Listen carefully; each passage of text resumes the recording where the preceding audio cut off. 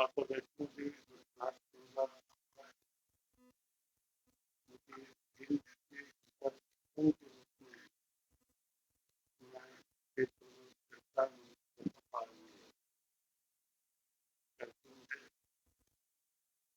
करते में गीता सत्संग की बात जैसा आपने कही भगवत गीता हमारे गुरुओं की आस्था का ग्रंथ है, लेकिन इसमें ये है कि गुरुओं के लिए तो उसकी मान्यता दी। अपने राष्ट्र का भारत का गौरव है, लेकिन ये पूरे विश्व में अलग चीज होता है, केवल भारत के लिए ही नहीं।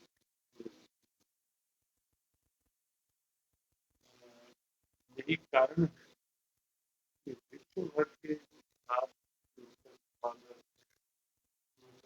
साइंटिस्ट उन्होंने कहा कि भारत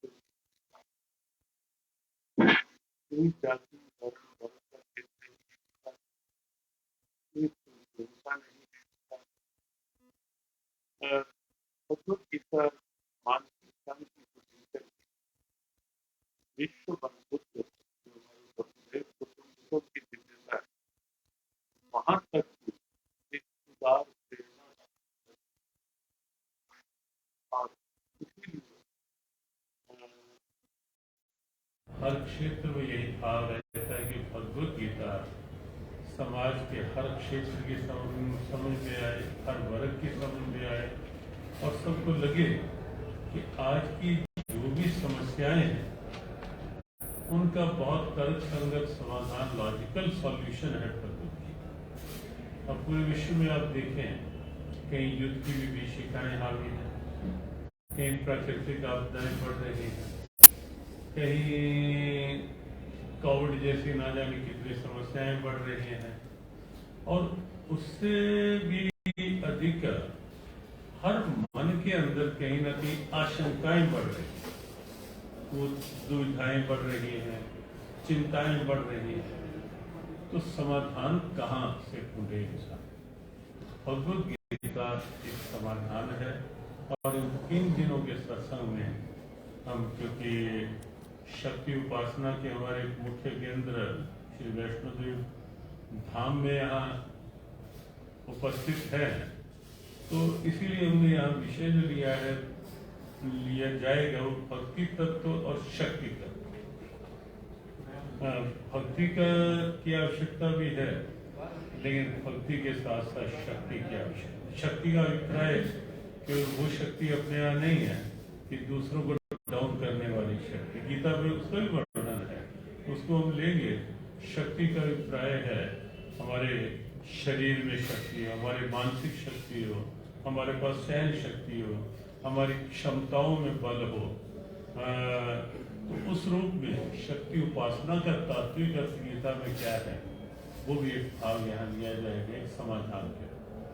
आज जिस तरह से बात दो बड़ी जिंदगी में वो काफ़ी मानसिक तनाव है, हम संस्कृति और जगह की हम बात करते हैं अपने समाज को बढ़ाने के लिए, मगर कहीं ना कहीं जो आजकल की युवा है वो वेस्टर्न कल्चर की ओर भाग में है। क्या कारण रहता है कि वो अपनी संस्कृति को छोड़ के वेस्टर्न कल्चर की ओर चल जाते हैं? हमारा इसीलिए 3 दिन यहाँ प्रयास है कि केवल मंचीय सत्संग नहीं, अन्य समय का उपयोग, जैसे कल हम बच्चों और युवाओं के साथ बैठने वाले हैं, आज इस क्षेत्र के कुछ प्रबुद्ध लोगों के साथ, अलग अलग क्षेत्रों के उनके साथ बैठने वाले हैं, और परसों हम जो अपने विस्थापित कश्मीरी पंडित बंधु बहने हैं उनके साथ बैठने वाले हैं। तो एक वास्तविक संवाद युवाओं के साथ भी रहेगा। और भगवत गीता में आप पाएंगे, जिसकी हम चर्चा भी करेंगे, कि युवावस्था में तनाव ये बड़ा विरोधाभासी सा, कंट्राडिक्टरी सा शब्द लगता है। युवावस्था तो खुल के जीने के लिए होती है, ऊर्जा के साथ जीने के लिए होती है, और अगर युवाओं को ही 15-17 साल के युवाओं में ये टेंशन, स्ट्रेस और डिप्रेशन ये शब्द हावी होने लगेंगे तो किसके बल पर हम एक अच्छे भविष्य निर्माण की ओर आगे बढ़ पाएंगे। एक बात तो ये भी है कि लगभग अधिकतर परिवारों में आजकल एक एक बेटा है, दो मिला के दो है या एक ही है। तो अगर वही टेंशन डिप्रेशन में आ गया तो माता पिता का भविष्य, समाज का, राष्ट्र का भविष्य क्या होगा। तो भगवद गीता में इस बात के भी बड़े तर्कसंगत समाधान है। और हम इसीलिए कई यूनिवर्सिटीज में गए, कॉलेज में गए, युवाओं से सीधा संवाद किया और उनको बताया गया कि मुझे मेरी ड्यूटी पर ध्यान देना है, मेरा कर्तव्य क्या है। और जब हर युवक अपने एज ग्रुप में अपनी ड्यूटी को में अपना बेस्ट देगा वर्तमान में, और भविष्य की चिंता पहले से नहीं करेगा। समस्या क्या हो रही है, इस तरह से तो सत्संग में चर्चा करेंगे। वर्तमान में रह नहीं पा रहे, भविष्य की चिंता पहले ले लेते हैं, और वर्तमान में जो बेस्ट देना चाहिए वो दिया नहीं जाता। हो कि मोबाइल में ध्यान, इधर उधर ध्यान, वो अपनी पढ़ाई में बेस्ट लगा नहीं पाते। जब रिजल्ट भविष्य की चिंता, और जब रिजल्ट भविष्य का अनुकूल नहीं आता, वही स्थिति होती है। तो इसलिए हमारा प्रयास है युवाओं को ये कहने का, और भी बहुत सूत्र है कि अपने वर्तमान को सुधारो। जहाँ हो, स्टडी में हो तो उसको बेस्ट दो, किसी जॉब में हो वहाँ बेस्ट दो, व्यापार में हो उसे बेस्ट अपना लगाओ। फ्यूचर अपनी चिंता आप करेंगे और करता है। गुरुजी, आज मॉडर्नाइजेशन का युग है, क्या गीता जो है वो एक समाधान देती है कि हम माइथोलॉजी को भी फॉलो करें और मॉडर्नाइजेशन में रहें? जैसे आपने मोबाइल की बात की, लेकिन मोबाइल आज के समाज का एक अभिन्न अंग है। देखो, गीता जैसे जो हमारे सेक्रेड बुक्स हैं, क्या वो हमें फ्रीडम देती हैं कि हम मॉडर्नाइजेशन को भी फॉलो करें और माइथोलॉजी को भी फॉलो करें? हाँ, बिल्कुल निश्चित। गीता में आगे बढ़ने के लिए तो गीता में प्रेरणा ही है कि आगे बढ़ो। फिर जहाँ तक आपने बात की मोबाइल को लेकर के, इसमें मॉडर्नाइजेशन के साथ साथ स्पिरिचुअलाइजेशन, भौतिकवाद के साथ साथ अध्यात्मवाद, ये तो गीता है ही उसी के लिए। उसने गीता ने ये कहा कि अगर आपका बुद्धि का विवेक अच्छा है, क्योंकि हमारा जो जीवन का बेस है वो हमारी बुद्धि है, और इसलिए गीता ने बार बार अपने शास्त्र गीता में कहीं भी ये नहीं कहा गया कि जो आदेश दिया जा रहा है वो यू हैव टू फॉलो, तो मानना ही है, उसके बाद कोई बटवाए नहीं। गीता ने तो इनवाइट किए क्वेश्चन, आप अपनी बुद्धि को खोलो, जो कहा गया उस पर विचार करो, अच्छे को स्वीकार करो, बुरे से इनकार करो, उससे डिटैच हो जाओ और अच्छाई में अटैच होकर रहो। तो जब बुद्धि अच्छी होगी तो फिर मोबाइल का सदुपयोग करेगी, और फिर लगेगा कि मोबाइल भी कितना बड़ा साधन हो सकता है आगे बढ़ने का, और आगे बढ़ने में भी जीवन के आगे बढ़ने का भी, कि हम जीवन को कितना महानता की ओर ले जा सकते हैं, और हर क्षेत्र में कितनी एक ग्रेट अचीवमेंट, कई महान उपलब्धियां हासिल कर सकते हैं, और समाज को बहुत कुछ दे सकते हैं। आज की समस्या ये है कि समाज को या राष्ट्र को देना तो दूर की बात, स्वयं को नहीं संभाल पा रहे। तो गीता यदि पढ़ेंगे, विवेक जगेगा, हर चीज का सदुपयोग करने की प्रेरणा जगेगी, तो वहाँ मोबाइल भी फिर बाधा नहीं बनेगा, मोबाइल भी आगे बढ़ने की युक्तियां देगा हमें और हमारा साधन। स्वामी जी, जिस तरह से पूरे भारतवर्ष को देवी देवताओं की धरती कहा जाता है और हर जगह से गवाही पड़े कि हिंदू राष्ट्र को लेकर किस तरह की? देखो, जहाँ तो बात हिंदू राष्ट्र की, वैसे तो प्रारंभ में अपने देश का प्रारंभ से नाम ही हिंदुस्तान रहा है, जो है ही है, उसे कहें ना कहें। तो देखो सबको पता ही है कि हिंदुस्तान है ये। वो तो बाद में जब भारत की स्थिति और भारत नाम पड़ा, और फिर आगे इंडिया तो अंग्रेजों की देन था, लेकिन मूल नाम तो हिंदुस्तान, हिंदुओं का स्थान। और हम कहते हैं, देखो बात जहाँ तक ये आती है, उसमें बात संतों की जो बात है, संतों की बात कहीं भी हमारी परंपराओं में कोई दूसरे को नीचा दिखाने की परंपरा नहीं है। हमारी परंपराओं में किसी को कष्ट देकर स्वयं सुख पाने की नहीं है। हमारी हिंदू परंपराओं में कहीं भी किसी का नुकसान करके अपना फायदा लेने की भावना कहीं नहीं है।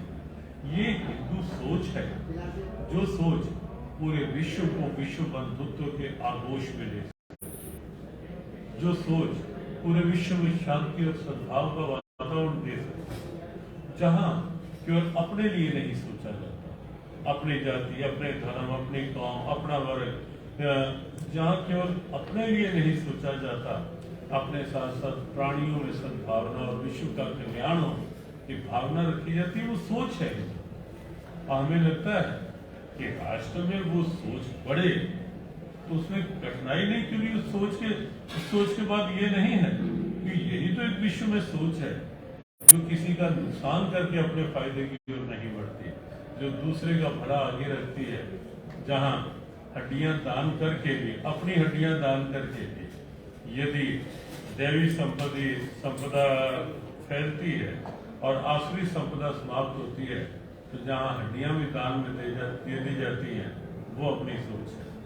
जहां एक कबूतर की जान बचाने के लिए अपने मांस काट के राजस्व दे देते हैं, वो अपनी सोच है। एक पक्षी की जान बचाने के लिए भी, जहां चींटियों को भी कहीं ना कहीं कोई डाला जाता है, तो वो सोच का नाम हिंदू है। तो वो सोच यदि संतों का यही है कि वो सोच यदि दृढ़ होती है, हमें लगता है किसी को आपत्ति नहीं स्वामी जी, 3 दिवसीय कार्यक्रम स्वामी जी कटरा में हिंदुत्व को बढ़ावा देने के लिए किस तरह के प्रयास इस कार्यक्रम में रहेंगे? देखो, जहां तक बात हिंदुत्व को बढ़ाने की है, भगवत गीता हमारे प्रतिनिधि शास्त्र जिसकी हम बात करें, उस हमारी सोच का प्रतिनिधित्व शास्त्र है गीता। और पूरे विश्व में यदि किसी ग्रंथ को सबसे अधिक मान्यता मिली है, वो भगवत गीता है। जाति वर्ग से ऊपर उठकर किसी को दे स्वीकार। आपको एक छोटा सा उदाहरण बताएं कि जिस समय भारत स्वतंत्र हुआ, अंग्रेजों के अधीन हुआ, जो फर्स्ट गवर्नर जनरल यहाँ आए भारत में, प्रथम वो वारेन हेस्टिंग्स थे। तो वो भी जब भारत आए तो उन्होंने भारत के कुछ देखना चाहा कि क्या क्या चीजें यहाँ किया। तो गीता के बारे में पता चला, एक ऐतिहासिक सत्य, हिस्टोरिकल फैक्ट है ये, कि उन्होंने अपने एक सहयोगी को, चार्ल्स फिलिक्सिस को, जब गीता के बारे में कुछ जानकारी मिली तो उन्होंने काशी भेजा और काशी भेज करके संस्कृत पढ़ने के लिए कहा। संस्कृत के बाद हिंदी और अंग्रेजी में जो पहली कमेंट्री हुई संस्कृत हिंदी से, वो स्वयं उस गवर्नर जनरल ने चार्ल्स फिलिक्सिस को अपने सहयोगी से वो अंग्रेजी में कमेंट्री करवाई। तो इससे आप देखें कि भारत पर राज्य करने आए थे, लेकिन उसके मन पर भी गीता ने कहीं ना कहीं अपना साम्राज्य इसलिए स्थापित किया कि हमारी हिंदू सोच गीता के अनुसार जो है वो एक इतनी व्यापक सोच है जहाँ कोई दीवारें नहीं, संकीर्णता। स्वामी जी, भारत के साथ साथ बाहरी देश जो है वहाँ पर भी गीता पढ़ी जा रही है, कितनी खुशी की बात है। अभी हरियाणा सरकार, कुरुक्षेत्र में गीता उपदेश हुआ, हरियाणा का गौरव है वो, हरियाणा सरकार ने गीता महोत्सव की परंपरा प्रारंभ की।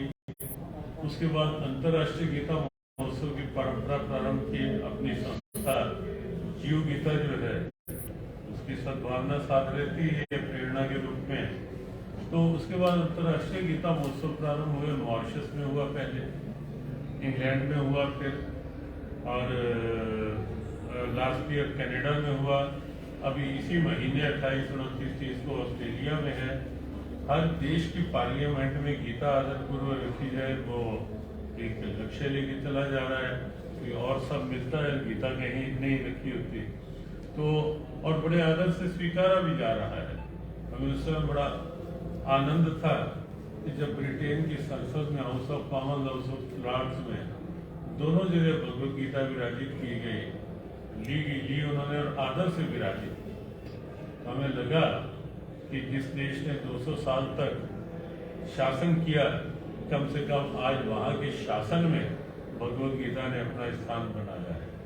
और उससे भी बढ़कर उदाहरण अभी हमारे सामने आया कि जब भारतीय मूल के ऋषि सुनक ब्रिटेन के प्रधानमंत्री बने, और वो तो ठीक है, एक पक्ष है, उनकी कर्तव्य निष्ठा उसी देश के प्रति है ही, रहनी भी चाहिए। वो मान गीता कहती भी है, जैसे धर्मे निधनम से अपना कर्तव्य जहाँ है पहचानो। लेकिन हमारा कहना यह है कि ऋषि सोनक भी नियमित गीता के पाठी हैं। वो स्वयं स्वीकारते हैं कि मेरे विल पावर जो है वो भी मुझे गीता से प्राप्त। स्वामी जी, आप गीता मनीषी हैं। गीता में माँ गंगा का वर्णन है और एक बहुत बड़ा रोल है, अगर गीता की बात करें तो माँ गंगा का उसमें। लेकिन पिछले कुछ सालों से या हम कहें कि सदियों से हम देख रहे हैं, जिन नदियों को हम भगवान मानते हैं, माँ मानकर पूजते हैं, कुछ लोग उनको पॉल्यूट इस हिसाब से करते हैं। अब अगर हम बात हिंदुओं की ही करें तो करोड़ों लोग हर साल अपने जो घर में पूजा की सामग्री बचती है या भगवान की कोई तस्वीर जो पुरानी हो जाती है, मैं आपके माध्यम से उन लोगों के लिए आपकी तरफ से कुछ शब्द चाहता हूं कि वो लोग किस हिसाब से उसको कहीं रख सकें या किस हिसाब से उसको डिस्पोज ऑफ कर सकें, आप जरा बताएं। उसमें देखो, हमारा जो कहना है, जो आपने जो बात की गीता में निश्चित गंगा जी का वर्णन है। भगवान कृष्ण ने जहाँ अपनी विभूतियां बताई वहाँ स्रोत सामस्मी जाह्नवी कहा कि अर्जुन, जितने भी जल के स्रोत है विश्व में, उनमें गंगा मेरा रूप है। तो गंगा का आदर स्वयं भगवान कृष्ण ने भी किया गीता में। तो जहाँ तक गंदगी की बात है, उसमें इस समय भारत सरकार बहुत अच्छे से प्रयासरत है।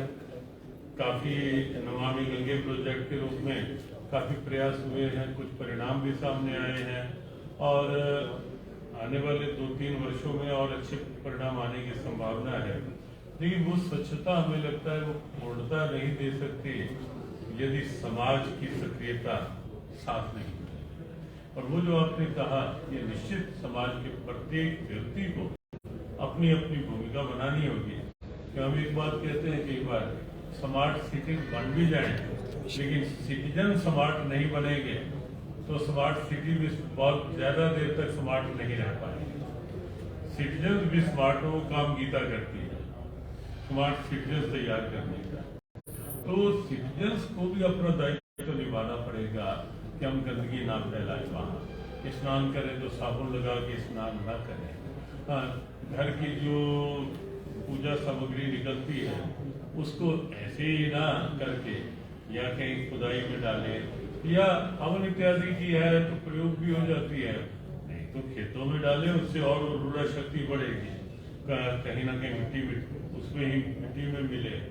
या कुछ पुरानी जो पुस्तकें होती है कुछ खंडित हो जाती है, उनको तो हम कहते हैं कि या तो हवन अग्नि में उसको समर्पित किया जाए और या उसे रिसाइकलिंग में भी देने में उसमें भी सदुपयोग किया। जहाँ शरीर के अंग रिसाइकलिंग में दे देते हैं तो वो भी प्रयोग हो सकता है। तो इस ढंग के में प्रयोग करने चाहिए। और हम तो कहते हैं कि पुष्प भी उतना ही डालो पूजा का जितना आवश्यक है, वो भी बहुत आवश्यक है थोड़ा डालें। और हमारा तो ये प्रयास भी रहता है कि हमारे साथ जो जाए उनको हम ये कहें कि फूल एक बार समर्पित करके फिर वहां से निकाल, क्यों उसमें वो आगे तक। तो समाज को जागना होगा, समाज को साथ देना होगा, हर व्यक्ति को अपने कर्तव्य का बोध करना होगा। और अब इतनी बात कह करके कि यहाँ भी भगवत गीता की आवश्यकता है। गीता हर क्षेत्र में, और हम चाहेंगे कि 3 दिन आप आएंगे तो आप सुनेंगे, यही संकेत होगी बिल्कुल व्यवहारिक धरातल के समाज के लिए। गीता के संदेश यहाँ लिए जाएंगे कि मैं जिस रूप में जहाँ हूँ मेरा क्या कर्तव्य, वो गीता है। और एक राष्ट्र के अच्छे नागरिक के रूप में मेरा क्या कर्तव्य है, एक आस्थावान की भूमिका में मेरा क्या क्या कर्तव्य है, वो सब पहचान करेंगे। तो निश्चित रूप से गंगा जी भी स्वच्छ होंगी, वातावरण भी स्वच्छ होगा और एक सद्भावना में स्वच्छ वातावरण की ओर हम बढ़ पाएंगे। अभी इतना ही, क्योंकि नीचे प्रतीक्षा हो रही है। आप सबके लिए बहुत बहुत शुभकामनाएं। आप आए और फिर भी हम उम्मीद करेंगे कि 3 दिन हम आपके क्षेत्र में ही हैं यहाँ।